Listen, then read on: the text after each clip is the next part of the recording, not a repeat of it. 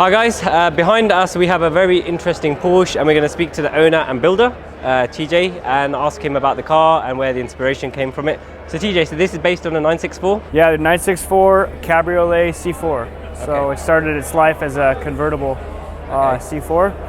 And as a convertible C4? Yeah. Okay, so you put the roof on as well? Yeah, a few different reasons for ease of installing the cage. Yeah. They're a little more available and they're cheaper than the coupes. Okay, cool. So do you want to give us the inspiration? Because obviously there's a lot of cars just in SEMA and Toyo Tread Pass generally, and everything's kind of low, slammed, like what we normally used to seeing. But this is the complete antidote to that. You know, Porsche world is pretty crazy right now. The Safari thing's been a trend for a little bit, and I'm an off-road enthusiast.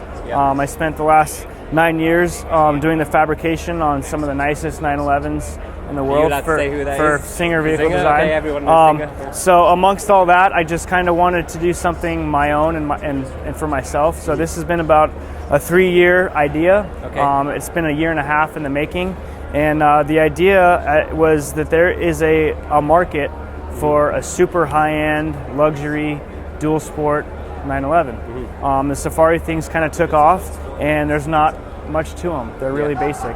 And being an off-road guy in Southern California, an enthusiast of the Baja, big fan of Dakar, big fan of the history of the 911 and Porsche and Dakar. And there's a market, there's a need for this, and it's just something that kind of came to fruition. Yeah, so when I walked in yesterday and I saw it for the first time, I just taken back to the 959 Harry Dakar car. That's immediately what I thought of. So, and in terms of like, obviously it's designed for off-road. How does it behave on road? Is there like a? To be honest with you, it should be. It hasn't been driven yet. We just put it on the trailer. This is its debut. We just got it done. I didn't stray away from the factory pickup points. It uses factory pickup points in the rear for the trailing arms.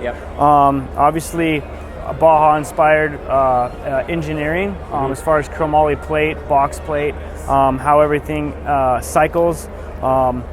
Same with the front suspension. We could have done center mounted and given it a higher number of travel, but I didn't want to sway from how the car handles on the street.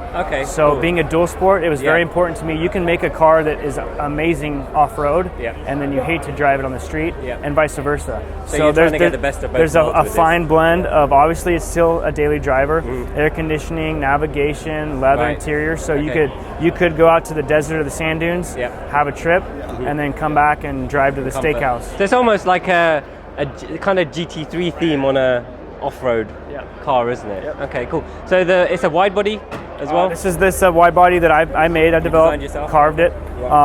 It is roughly 7 inches wider per side and 3 inches wider wheelbase. But every body part and component on here I had carved out of foam or aluminum. Made molds, duplicated it for the other side. So everything. This car is.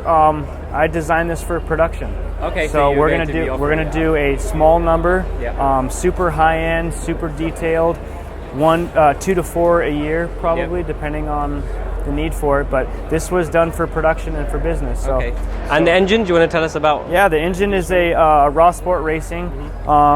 It's the original 3.6 liter that came out of it. Obviously, it's been massaged extensively by Jeff and the Raw Sport guys. So it's now a 3.8. He seems to be the go-to guy for these engines. Absolutely. Yep.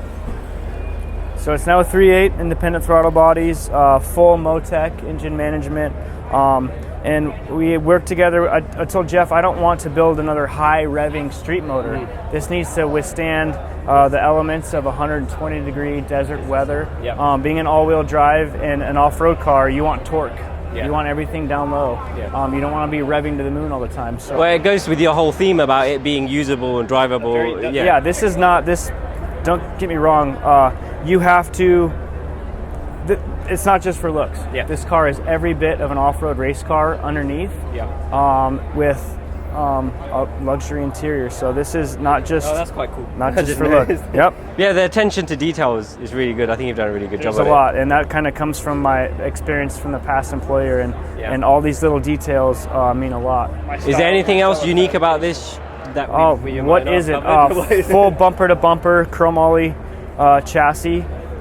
We got carbon fiber skid plates front and rear. It's got a UMDF ultra slippery skid plate underneath the whole deal. 12 inches of travel, still all-wheel drive.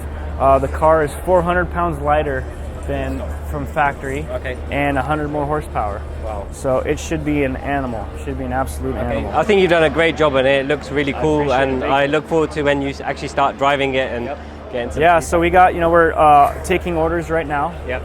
This is the development prototype car, which might be sold. Some people see things and they have to have them. So we'll see. But this is. So do you have a website or anything where people get more information? Yeah, website the Baja or the Baja911.com is not up and running yet. But you can see the entire build. I've documented everything from start to finish on my Instagram at the _Baja_911. Okay. Cool. So you can, any questions you guys have, or you're curious about what's under the paint, you can see it all. Yeah, we'll put a link to that in the YouTube as well, so people can hit you up. But TJ, thank you very much for your time. Congratulations on the build, and best of luck with everything. Yeah, thank you. See you guys. Thank you so much for watching, guys. If you guys have any other cars you want us to cover at SEMA, please let us know. If you'd like to watch more SEMA videos, you can click over here. If you want to watch anything that YouTube suggests you might like, you can click over here.